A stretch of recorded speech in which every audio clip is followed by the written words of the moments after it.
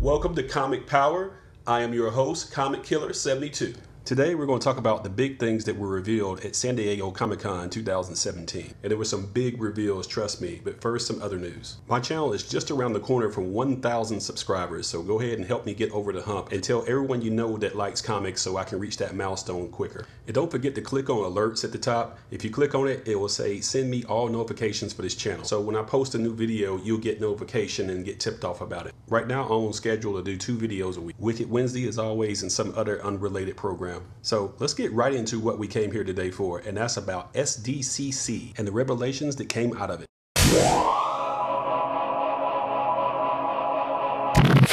First up, I want to give a strong shout out to cosplayers that make these cons so interesting to look at. They put a lot of time, energy, and money into their outfits, and I want to recognize them whenever I can. And when I know the names, I will recognize them by name, such as Alicia Marie Body in a comic-accurate Storm African outfit. Be sure to follow her at twitter.com/Alicia Marie Body. I'll put the link in the description. As for the media company reveals, here it goes. Marvel gave us an extended trailer of the Inhumans, and it still looks crappy. This is not under Kevin Feige. This is the television division of Marvel, which is not putting the money into this project. Numerous news organizations reported that people were laughing when they showed the Inhumans trailer. And the CGI on Medusa's hair looked like something from the 1990s. Marvel should just kill this Inhumans project right now before it does any more permanent damage to their brand. We're only getting this because Marvel does not own the movie rights to X-Men, and they're trying to use the Inhumans as an alternative. But it's not going to work. The Inhumans are supporting characters. They are not lead characters. They should show up as antagonists in Guardians of the Galaxy or Thor or something. It was supposed to be a movie, but it's being downgraded to a television show, so that should tell you what's going on. This has got fail written all over it. Now let's get on to something that's actually pretty good, like Star Trek, and the new show that's going to be on CBS. This iconic franchise is going to have its first African-American captain and their first female captain all in one, played by Sonequa Martin Green, who's famous for a small role on The Walking Dead. This is a comic book channel, and I know that Star Trek is not a comic book property, but it looks very comic booky, doesn't it? I don't know about you, but I'm a big Trekkie, and I can't wait to see this. Next up, it was revealed that Spawn will be a movie, and it will be produced by Blumhouse Productions, who's famous for low-budget horror movies like Get Out, Paranormal Activity, and The Purge. Their movies are low budget, but they bring big bang. For example, The Purge was shot on $3 million and it had a box office of $89 million. Spawn is an action horror comic, so it makes sense that they would do business with a company that specializes in horror. There was a 1997 Spawn movie that was substandard because it had a very weak script and very lousy CGI by today's standard. Fans have been waiting on a reboot for 20 years and we haven't gotten it because Todd McFarlane is notoriously hard to work with. He insisted not only in just writing the screenplay, but he wanted to direct it as well, and no company was going to put up the money for a first-time director for something this big. Blumhouse is taking a big gamble here because they're going to have to put $100 million into this project, with a rookie egotistical director who owns the property directing it. If the Spawn reboot fails, then there's nobody to blame but Todd McFarlane himself. If you're investing, Spawn made his first appearance in Spawn #1, and the price of that just went up. Released back in 1992, this sold 1.75 million copies, so there's a lot of them out there. So don't overpay for this if you're trying to get one. $5 to $6 for a near mint copy raw would be fair, and about $75 for a 9.8. I will talk more about Spawn in a future video and explain it for younger audiences that don't know that much about it. We also got more of the Defenders, where they showed an extended trailer, and it turns out that the big bad in this will be Sigourney Weaver from Aliens fame. And not only will you see all 4 Defenders unite after having their own solo shows, but supporting characters from all 4 of those shows will be appearing in the Defenders as well, like Daredevil's mentor Stick and Misty Knight from Luke Cage. Speaking of Misty Knight, who was played expertly by Simone Missick in the Luke Cage show, she's been confirmed that she's going to be on Iron Fist Season 2.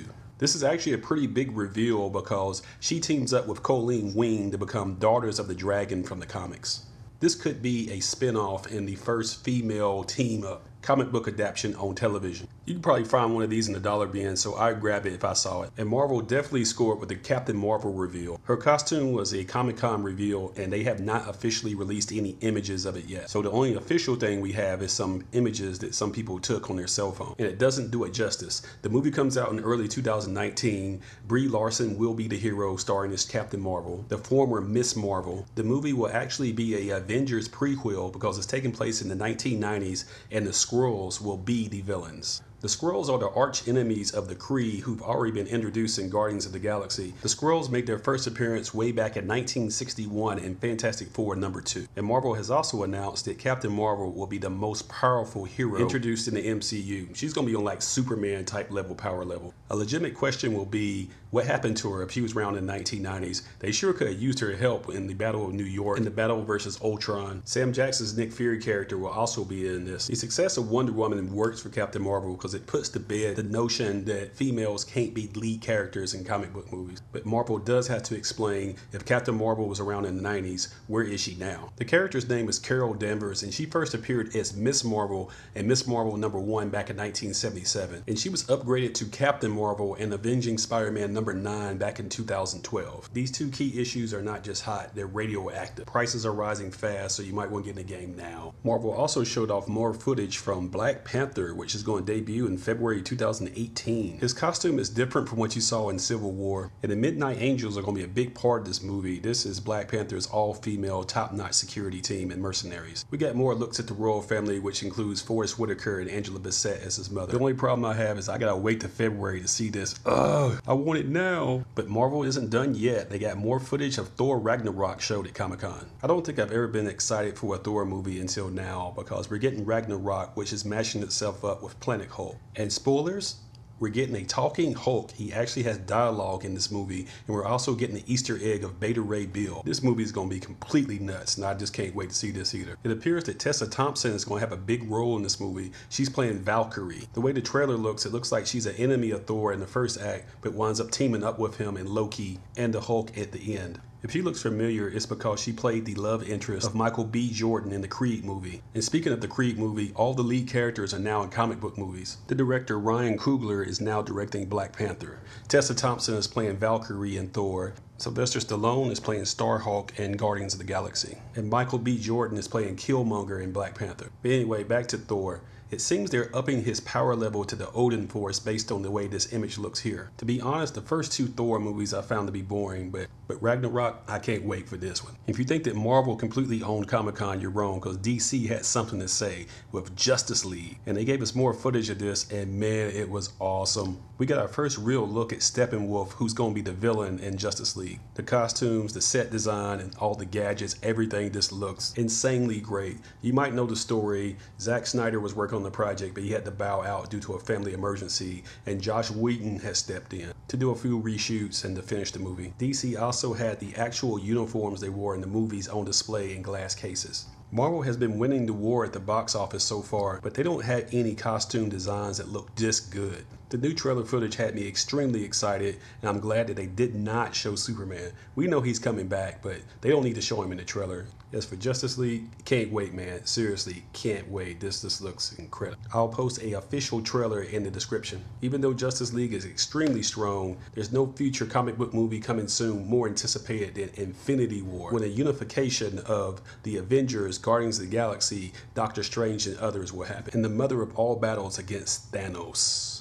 Remember, the Infinity War is going to be two parts. In the first part, Thanos has to accumulate all 6 Infinity Gems. And one of them is in the Vision's forehead, so it sucks for him. One of them is on Xandar, so too bad for them too. So Infinity War Part 2 is where they actually will fight him at full capacity with the Infinity Stone. And he has the Infinity Gauntlet. And I'm nerding out just thinking about this. The Infinity War footage was also an exclusive for SDCC. They have not officially released any of this stuff. And at the time I made this video, people that post low-res trailers have had Marvel step in and make them take it down. I've been a comic book fan for nearly 40 years, so to see all of this in the movies is just amazing to me. No one ever thought this comic book thing would ever get this big. Now it's your turn to speak up. Which comic book movie released in the next year are you the most excited about? Is it Black Panther, Captain Marvel, Justice League, Thor, the Infinity War, or something else? Well, that's about it for today. Be sure to follow my blog at comicpower.net.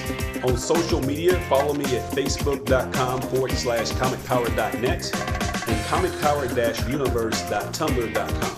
And don't forget twitter.com/comicpowersub. I also sell comics on eBay at this link. This is Comic Killer 72 for Comic Power saying bye-bye.